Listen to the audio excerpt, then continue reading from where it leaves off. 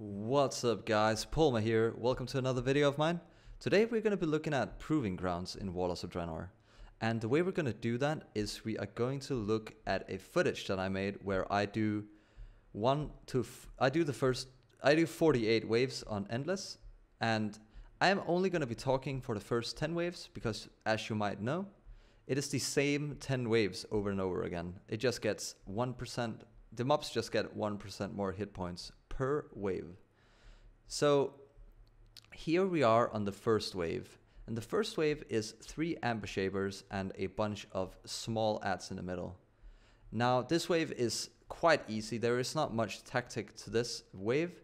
You do want to try and use the amber to hit the guy who casts the amber. Does that make sense? Like, you don't want to wait for the amber to reach from another mob, you just want to make it spawn and then drag it up behind him, but that is not really too relevant. Now for the second wave coming up here, we have a small healer mob, we have a ambush shaper and 2 shield guys, and we have a banshee, a small banshee. Oh, sorry, a big banshee. And I'm positioning myself here because I'm melee, so I can kill the healer mob very quickly. And the reason I do that is because I want the first amber to hit this guy. Now I choose not to do it in this case because he was already going to die from the dots. So I put it on that guy, on the shaper instead. Now at 30 seconds there will spawn a banshee here in the middle. And of course here in the first waves, especially the first 10 waves, you will find that if you're doing this in a good way, you will have a lot of time to spare. I should mention that, of course, you should try and make your own tactic when doing this, only if you also happen to play an assassination rogue or maybe melee. You should have to follow this completely, but if you play a ranged, you can use this as a guiding tool. So for the third wave, we have 2 of the big monkeys and we have a bunch of big adds. Now this wave can look very intimidating, but what you want to do is sometimes these 2 guys will actually go the same direction like they did this wave, making it really easy. If you get them to go the same way, which is random I believe, you just nuke them down together. But if they happen to go in opposite directions, you focus 1 down and you don't move from that monkey before you finished that one. You don't want to dot it up and leave it up for a few seconds more. You want to nuke it down quickly. Once you've killed the 2 monkeys, you want to immediately start AoEing down the big vermin in the middle.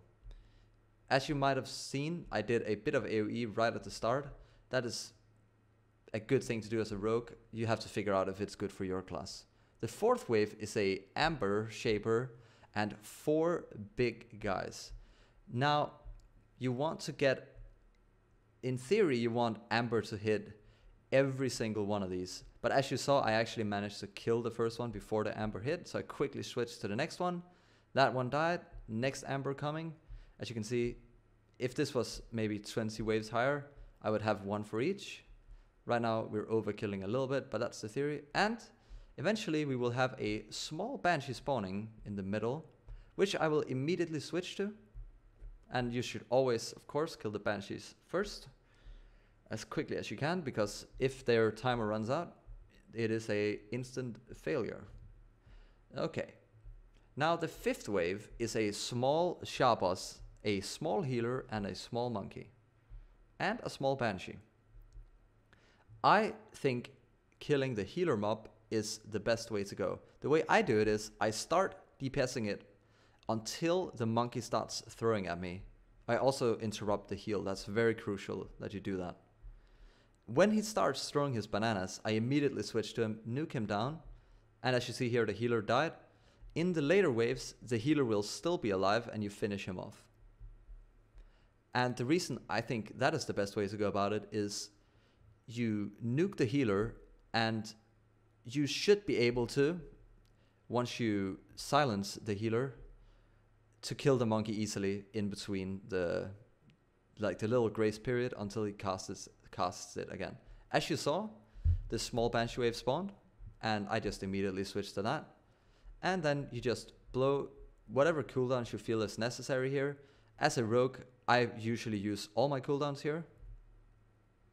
I do not use the heroism. That is actually something I use here on the wave 6.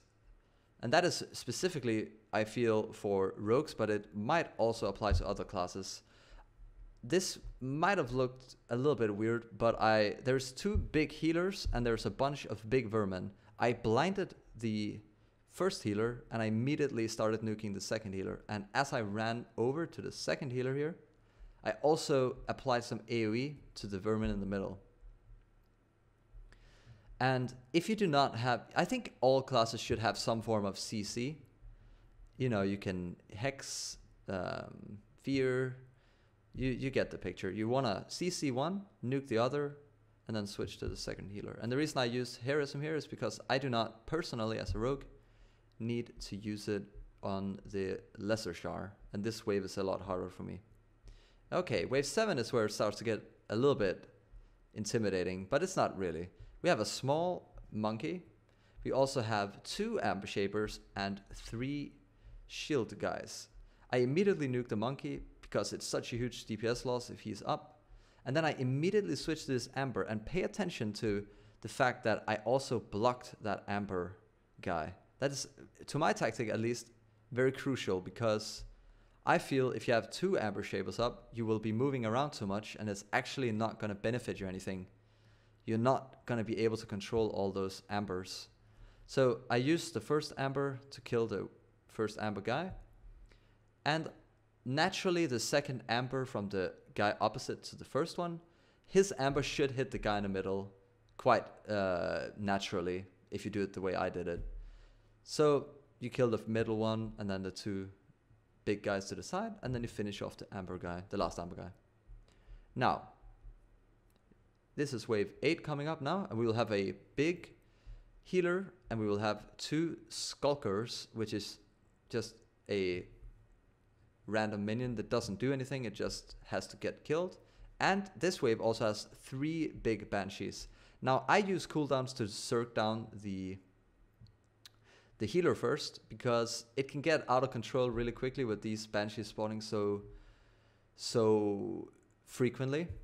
And if you notice here, I also try and dot and DPS these skulkers as much in between, and I actually alternated between the 2 of them. And I do that because as a rogue I get more energy back if I have rupture on both targets.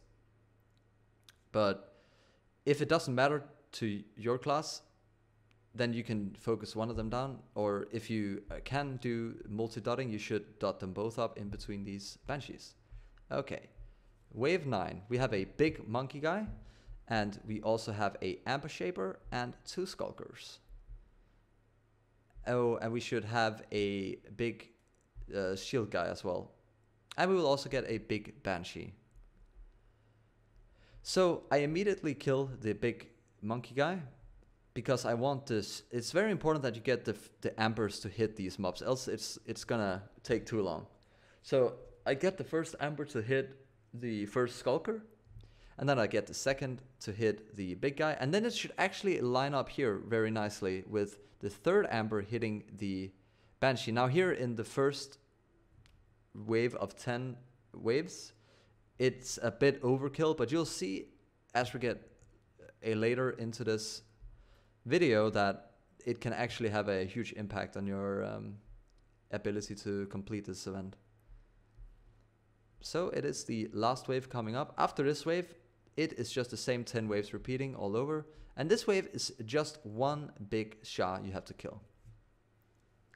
I don't use you generally want to use Bloodlust here, the second Bloodlust you have, but I actually do not do it in this video. Mainly because I forgot it, but it goes to show that you could save this and use it on a different level coming up now. Does that make sense? So there's a bit of wiggle space there, but I do after wave 20. I use the second Bloodlust here because it simply gets too difficult for me to nuke down. But the first 2 times, like wave 10 and 20, it's not needed. So after this, it basically repeats itself. It's very minor what you want to change. It's all about optimizing all the little things that we talked about in this first section. And that's basically it. Remember to reapply your buffs and stuff in this small grace period you have, because this, if you get to wave 40-ish, you've been in there for over 40 minutes. Anyways, I'm not going to talk anymore. I hope you can use this to help you out getting to a higher wave count. If you have any questions or any suggestions, leave them in the comment. I will put in the rest of this video. I'll speed it up, I don't know, 5 times the amount or something like that. So you can see the rest of the encounter. That's up to you guys. Actually, yeah, that's what we're gonna do. We're gonna speed it up, because if you need to go back and revisit some of these levels, you can just backtrack the video. Anyways, guys, I've talked enough. I hope you guys are enjoying Warlords of Draenor as much as I am. Leave a comment if you like the video, or if you have any questions. Take care, guys. Polma out.